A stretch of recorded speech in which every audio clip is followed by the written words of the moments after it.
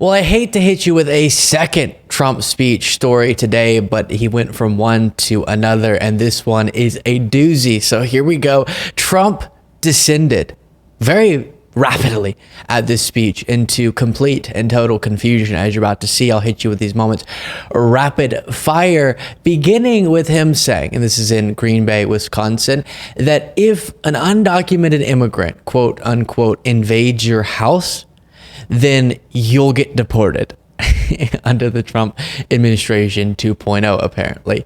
Huh? If your constitutional rights have been violated, we will defend you. If you have illegal aliens invading your home, we will deport you. If your We'll deport you. You're the one who gets deported if you have a undocumented immigrant break into your house.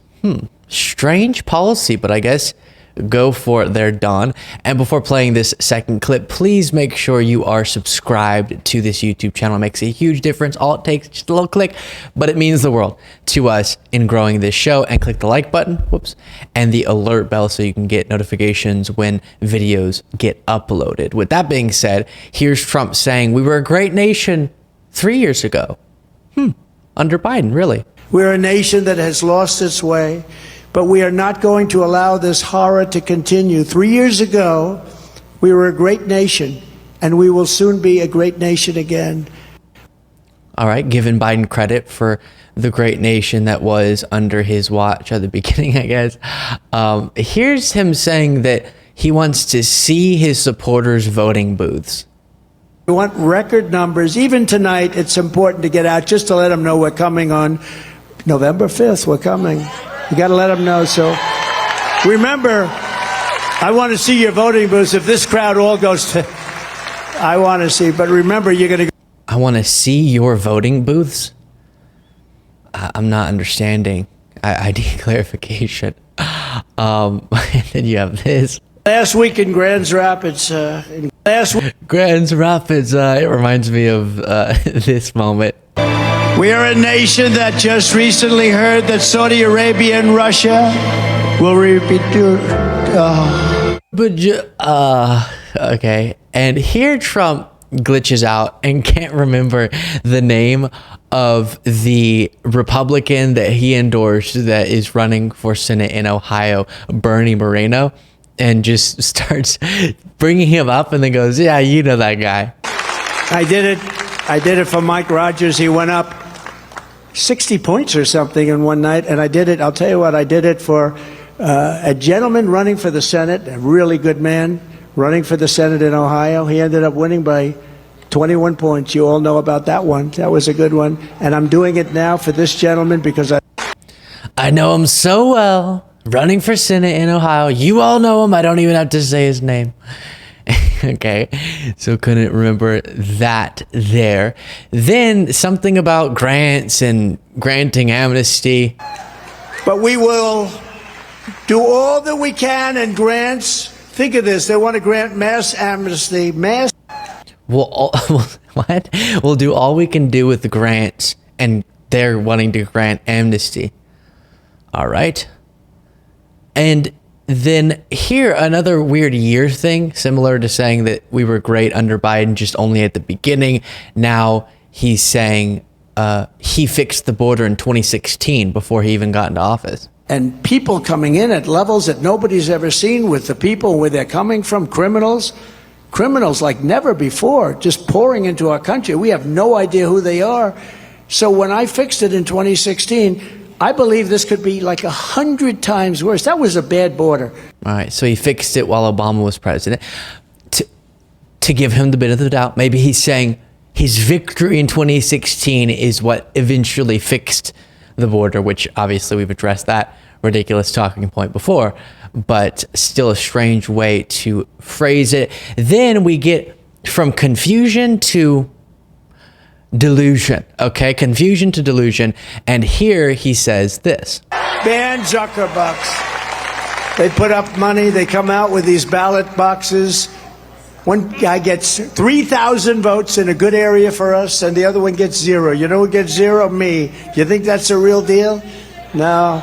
You know, we won this state. We won this state by a lot. And it came out that we won this state, actually. It came out that he won Wisconsin, is what he's saying. Nope, he didn't. Joe Biden won Wisconsin in 2020. But that, again, is not him slipping up or being confused, but instead him pushing dangerous election lies. Now, I know what you're thinking. Surely, if he makes that claim so confidently, he has evidence to back it up. Oh, he has evidence. Don't you worry your pretty little mind. Everyone's calling me. They say, congratulations, sir. The biggest people. They all speak like this. The biggest people. Congratulations, sir. The biggest people. Congratulations, sir. I said, yeah, but you know, these people are cheaters. But I don't like to accept anything yet. And then at 3:02 in the morning, a lot of dumps happened. A lot of bad things happened. So many dumps. Just dump after dump. At 3 in the morning, according to Trump there. So I guess what he's referring to is big, massive dumps of ballots. Dumps. They call them dumps. Big, massive dumps. And of course, those fraud claims are not accurate. Now, before I play more for you, in this next moment cracked me up a lot. A few things, actually. First, as I was about to start this next statement and laughing, it reminded me to say, again, yes, you can have cartoonish and authoritarian. You can have confused and dangerous. And so when we laugh, and when I'm laughing in a segment like this, let that not make you think that any of this is any less serious than it is. Trump's candidacy being one that threatens our democracy. Now, I think from time to time, at least for me to stay sane, I gotta laugh.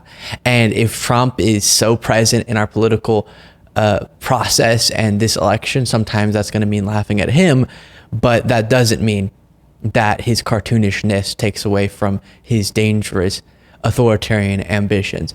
So that should be said. Then also here, he's still pushing these election lies and saying there were big dumps of ballots at 3 in the morning and people were calling him saying, sure, congratulations, sure, you won the election. He said, no, they might cheat. I have a feeling. And then they did because of the dumps.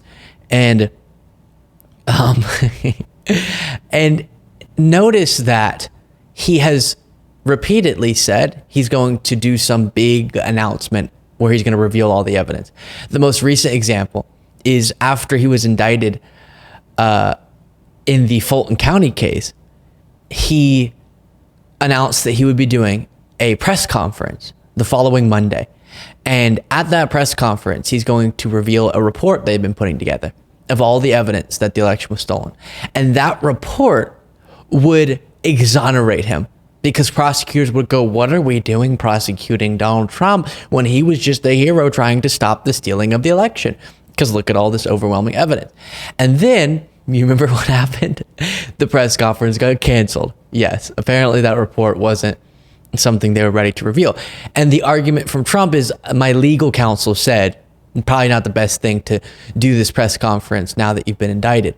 But if indeed the evidence that he already has a hold of, apparently, is so strong and compelling that it would cause prosecutors to drop the cases, why would he continue being prosecuted just waiting to reveal that evidence until some arbitrary date? He won it. So I say a lot that the evidence doesn't show what Trump's saying. That's true. But a lot of times, even if you set that aside and assume that what he's saying is true, his own statements and actions often contradict each other on this issue.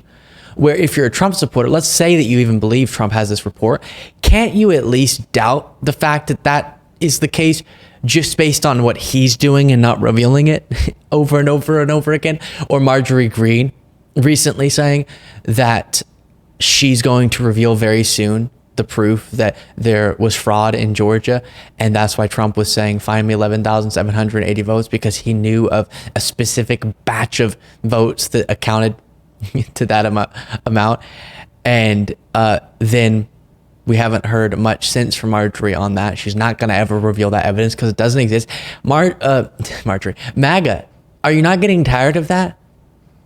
Are you not a little bit sick of feeling insulted like this? Where they think that you're so unable to critically think that they do this song and dance over and over and over again and keep telling you 2 weeks, we're going to reveal all the evidence. And then they never do. Don't you feel insulted? Because you should. Here is another clip from Trump. This is as it was written in the description by Asen on X when it was posted. Indication that Trump doesn't read his speeches before delivering them, because he reads something, then comments on it as he's reading it and goes, oh yeah, I buy those. And then goes, oh wait, I guess I don't, because I'm making a point about how this business went out of business.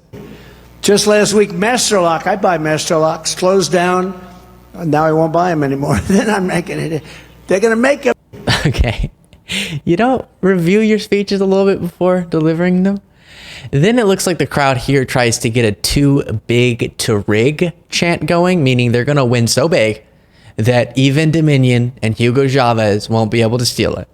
But until then, Republicans must win. We want to landslide. We want it to be too big to rig. Too big to rig.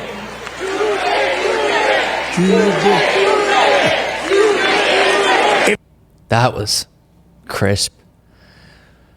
Very great job there. So on that, by the way, if your constitutional... Whoa.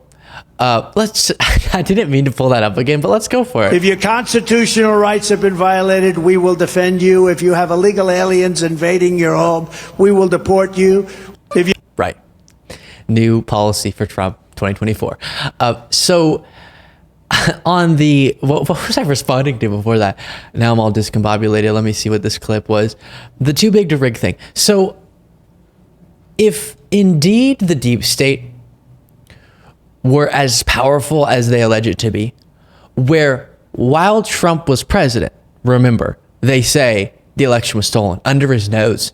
So he was running the federal government, okay? And then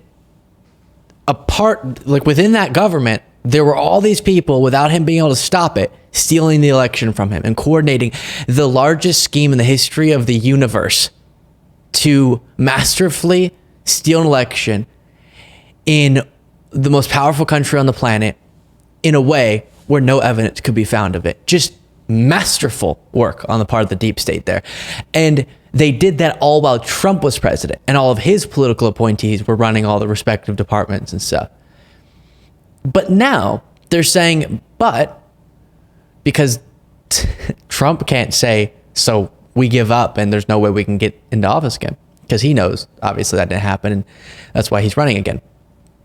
But now they're saying that while Biden's president, so now all of Biden's peeps are running all of the important different entities, that they'll be able to vote in such large numbers that Dominion won't be able to flip millions of votes as they previously alleged.